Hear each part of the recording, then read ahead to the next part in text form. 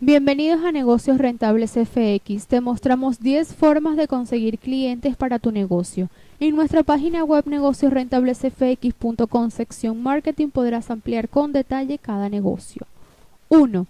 Crea una página de Facebook. Hoy las redes sociales son una de las más importantes herramientas al alcance de emprendedores y empresarios. 2. Crea un sitio web. Antes de ir a comprar un producto, servicio y demás, se ha podido evidenciar que el consumidor realiza primero su búsqueda en Internet con el fin de comparar precios, modalidades, lugares, etc.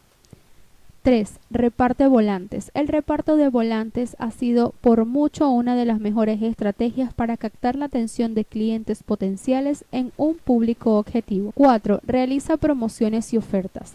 Tanto para los nuevos como para los negocios en operación con un poco más de experiencia, las promociones y ofertas son una de las temporadas que los clientes más aprovechan para realizar sus compras. 5. Busca referidos. Conseguir referidos por clientes de nuestro negocio es una de las mejores técnicas porque permite que nos recomienden. 6. Conoce el mejor servicio al cliente, aún con el mejor producto y la mejor calidad en él. Si un cliente no se siente satisfecho con la atención, no recomienda nuestra empresa. 7. Usar los programas publicitarios. 8. Imprime y reparte tarjetas de presentación.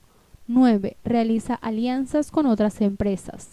10. Envía muestras a clientes interesados. Un producto gratis para el cliente será un enganche sólido, pues gratis parece ser una de las palabras que más conquista al público. Para ver con detalle 10 formas de conseguir clientes para tu negocio, visita negociosrentablesfx.com, sección Marketing.